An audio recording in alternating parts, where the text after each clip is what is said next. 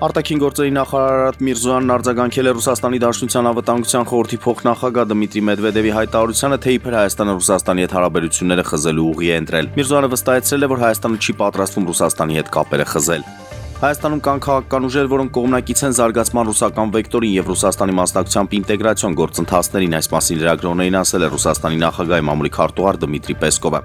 Մայիսի 25-ին կայացել է Ազգային ժողովի խորհրդի նիստը, այն վարել է Ազգային ժողովի նախագահ Արեն Սիմոնյանը, քննարկվել եւ հաստատվել են Ազգային ժողովի 8-րդ գումարման 11-րդ նստաշրջանի օրակարգում լրացումներ կատարելու մասին ու մայիսի 26-ին գումարվող հերթական նիստերի օրակարգի նախագծերը։ Իրանի արտաքին գործերի նախարարության խոսնակ Էսմայիլ Բաղային հայտարարել է, որ Թեհրանն ու Վաշինգտոնը քննարկվող թեմաների մեծ մասի շուրջ հանգել են ընդհանուր եզրակացության, սակայն դա չի նշանակում, թե համաձայնագրի ստորագրումը մոտ ժամանակներս է սպասվում։ Կոնգոյի Դեմոկրատական Հանրապետությունում էբոլայի բռնկման ընթացքում կասկածելի դեպքերի թիվը հասել է 904-ի, իսկ կասկածելի մահվան դեպքերը 119-ի, ավելի վաղ հաղորդվել էր ավելի քան 700 դեպքի եւ շուրջ 170 մահվան մասին։